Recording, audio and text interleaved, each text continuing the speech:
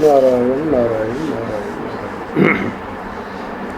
तो कल हमने देखा 2 अक्टूबर को मन एक बदमाश घोड़ा। तो इसी 36-37 कल था, आज 37-38, यानी इस प्रश्न के बाद एक प्रश्न और पूछा जिज्ञासु ने, और उसके बाद ये लेख पूरा होता है, दोष निवृत्ति के उपाय। तो इसमें जिज्ञासु ने बहुत सारे प्रश्न पूछे हैं, पर ये अंतिम 2 प्रश्न मैंने ये 2 अक्टूबर और 3 अक्टूबर इसमें लिए हैं। तो महर्षि ने कल बताया था कि भाई इस प्रकार से समर्पण का संकल्प है ना, दोहराना पड़ता है, और ये मन बदमाश घोड़ा है। आज भी सुबह में पढ़ रहा था, बहुत सुंदर अध्यात्म रामायण में कैसे कुंभकर्ण जो है उसको मन का रूप बताया। मन का राम जी ने ख़त्म कर दिया मन को। उसके बाद रावण आया, तो मन ख़त्म होने पर भी जो है नाभि जो है, रावण की नाभि, उसमें से पोषण मिलता है, तो वापस जिंदा हो जाता है।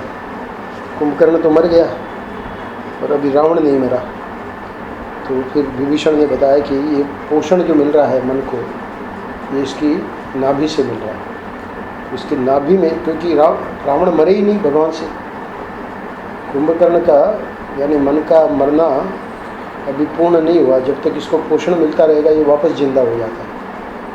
तो वो सचमुच में तो परेशानी भगवान को रावण को मारने में हुई, कुंभकर्ण को मारने में नहीं हुई, क्योंकि वो मरे ही नहीं। अब उसका रहस्य बताया विभीषण ने कि इसका नाभि का शोषण हो जाए, ऐसा एक बाण मारो, है ना, मन का पोषण नहीं होना चाहिए। तो उसके बाद मन का भगवान ने कर दिया, सूख गया अमृत कुंड, जहाँ से मन को मिल रहा थी, खुराक मिल रही थी। अब जो है रावण धराशायी हो गया।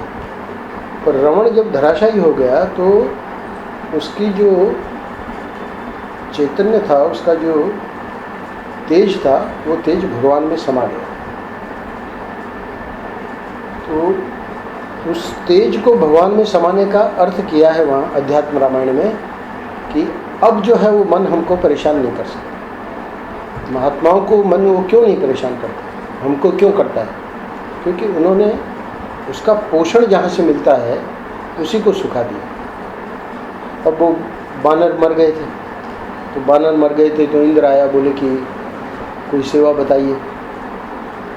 तो बोले कि तुम्हारे पास तो अमृत है ना, तो बानर मरे पड़े हैं, उनको सबको जला दो। तो वहाँ इंद्र ने अमृत की वर्षा की। अमृत की वर्षा करी तो जितने बानर मरे हुए थे वो सब जी गए, पर राक्षस एक भी नहीं जिए। अमृत की वृष्टि तो सब जगह हुई ना, पर राक्षस नहीं जिए और ये जी गए। तो जब मन मर जाता है, इसका जो शोषण कर लेते हैं, नाभि का पोषण का भगवान शोषण कर लेते हैं। मन का पोषण कहाँ से हो रहा है? हमारी वासनाओं से।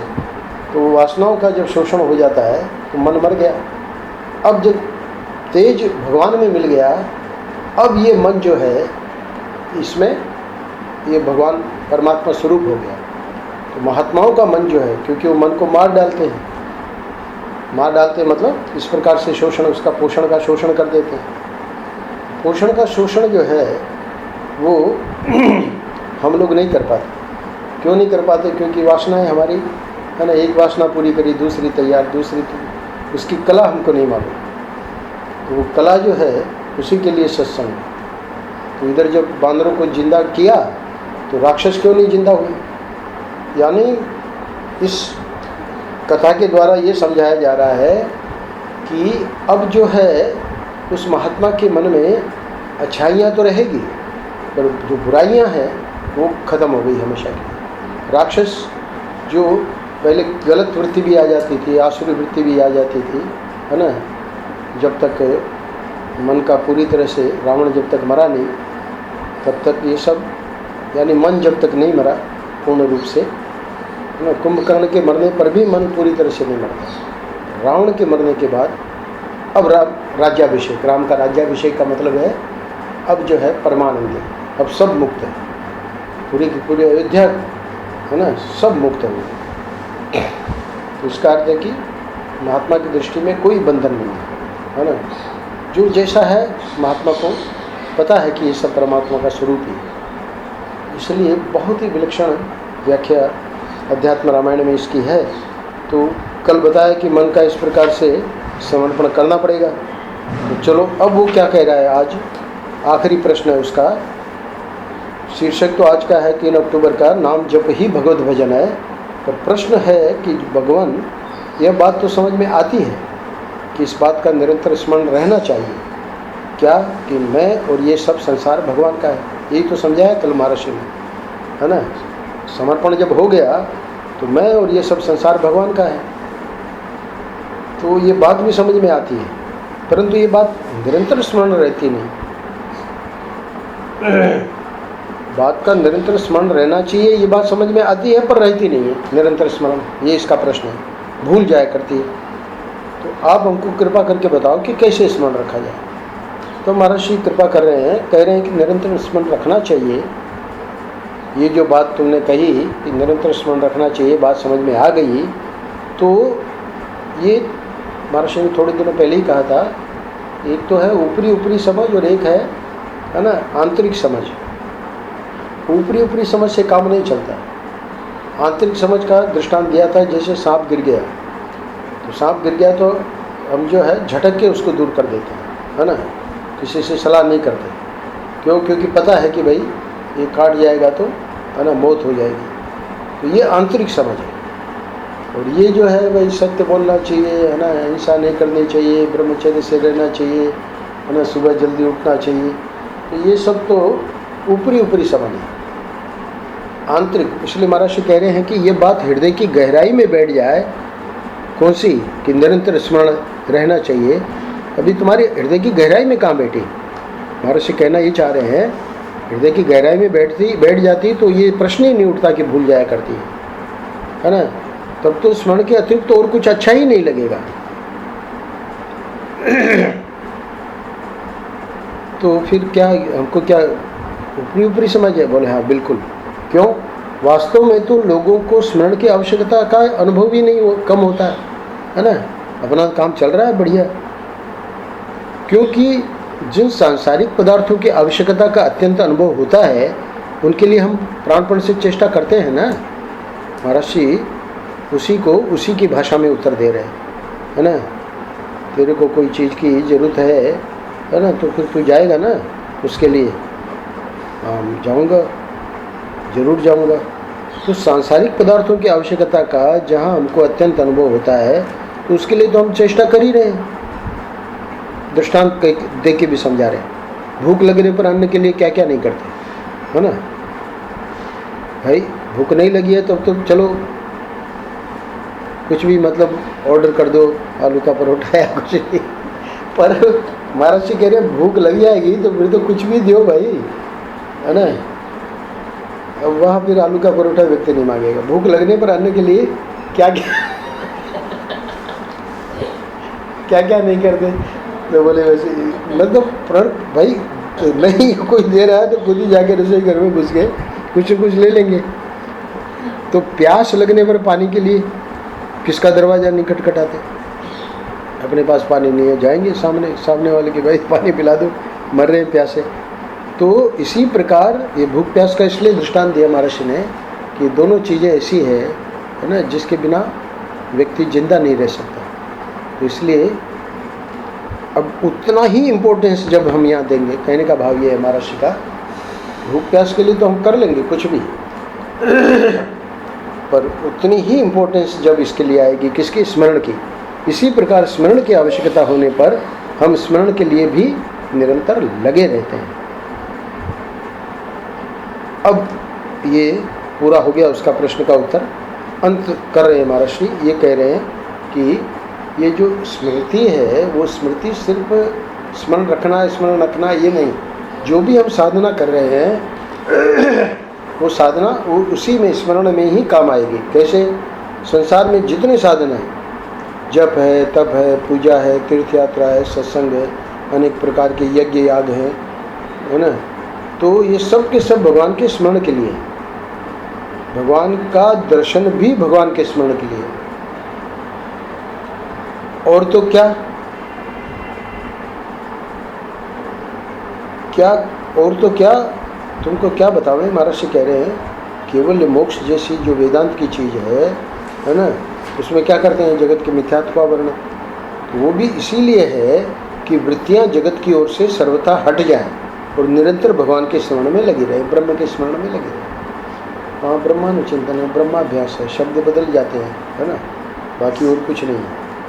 तो भगवान का दर्शन भक्ति में बोले वो भी स्मरण के लिए। क्यों चाहते हो भगवान का दर्शन? एक बार दर्शन दे देंगे तो फिर तो अपन निहाल हो जाएंगे, है ना, फिर तो उसी में हम लगे रहेंगे अपने आप।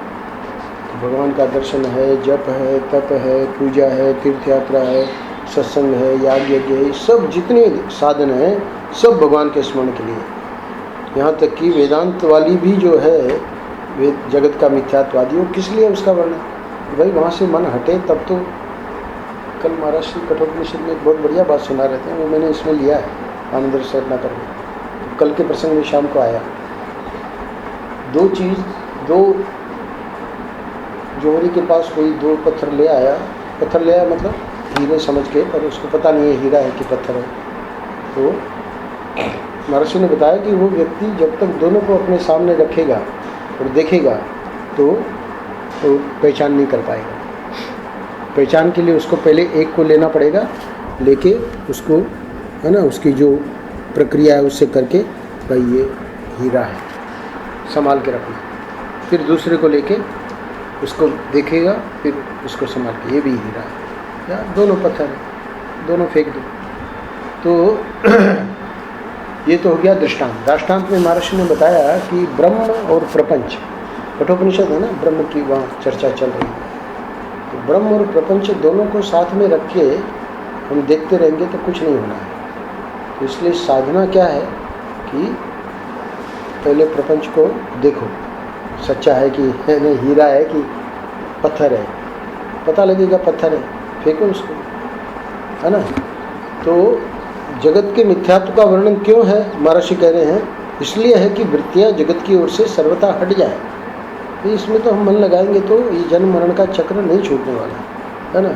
ये तो, और बेचारा राजा भरत कहाँ भजन करने गया, कहाँ मृग, मैंने पशु बनना पड़ा। तो ये है स्थिति। राजा भरत जैसे इतने यानी पहुँचे हुए महापुरुष की ये दुर्दशा हुई, तो हम लोग तो किसी गिनती में नहीं है। वो तो साईं की, महाराष्ट्र की, उड़िया बाबा की कृपा है ना, कि ये सब मिल रहा है और वही हमारा उद्धार करेंगे, बाकी हम लोगों में कोई योग्यता है नहीं। तो इस उद्धार के लिए वो यही चाहते हैं कि जितना समय इसमें दे सको दो। इसलिए कह रहे हैं कि जितने साधन हैं वो सब स्मरण के लिए ही है। बाद में क्या कह रहे हैं? कह रहे हैं कि भगवान का दर्शन हो जाने पर जगत की कोई वस्तु अच्छी नहीं लगती। तो इसलिए भगवान का दर्शन भी निरंतर स्मरण उसका होता रहेगा। स्मरण के लिए भक्ति होती है। भक्ति क्यों करते हो भाई? स्मरण के लिए। वास्तव में भगवान का स्मरण ही स्मरण है। ये क्या वाक्य है? यानी और जो स्मरण है उनको फलाने का। एक बार एक महात्मा कह रहे थे, हम हिमालय में थे तो हमको एक परिवार का नाम दिया। तो उनकी 4 बेटियां हैं, 3 बेटी का तो नाम याद आया, चौथी का नाम नहीं याद आ रहा। तो ये स्थिति है। यहाँ महर्षि कह रहे हैं वास्तव में भगवान का स्मरण ही स्मरण है। ये क्या है? हिमालय में बैठ के और महात्मा और कह रहा है कि फलाने परिवार की 4 बेटियों का 3 का नाम याद आया, 1 का नाम नहीं। तो वो उस महात्मा की कहानी नहीं है, हम सब की कहानी है। चाहे हम लोग वृंदावन में हों, चाहे हम हिमालय में हों, है ना, वही संसार ही याद आएगा। वो स्मरण स्मरण नहीं है, संसार का स्मरण स्मरण नहीं है। वास्तव में भगवान का स्मरण ही स्मरण है। तो बहुत बहुत कठिन है। दोनों की बात याद आती है, केंद्र में कृष्ण को रखो। देश काल पात्र शक्ति आयु अवस्था आदि पर विचार करके शास्त्रों और संतों ने एक मति से यह निर्णय दिया है कि वर्तमान समय में नाम जप से बढ़कर भगवत स्मरण के लिए और कोई दूसरा साधन नहीं है। तो ये जो महात्मा लोग हैं वो ये थोड़ी है कि भाई पुराने समय में 100 साल पहले 200 साल पहले ऐसा करते थे इसलिए आज भी ये करो। आज की भी परिस्थिति देखी उन्होंने। क्या देखा भाई? क्या है, कलयुग चल रहा है ना, देश की क्या परिस्थिति है। देश का मतलब जहाँ हम लोग रहते हैं तो इसी समाज में ही तो रहना पड़ेगा। इस समाज की परिस्थिति को देखकर, खान पान को देखकर, है ना, अब कोई पवित्रता से यज्ञ हो सके, ध्यान हो सके, समाधि लगा सके, संभव नहीं। देश को देखा, काल को देखा, कलयुग है, पात्र देखा, कलयुगी प्राणी है हम लोग, है ना।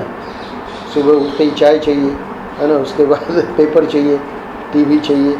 तो ये कलयुगी प्राणी जो पात्र है वो भी बड़ा विलक्षण है।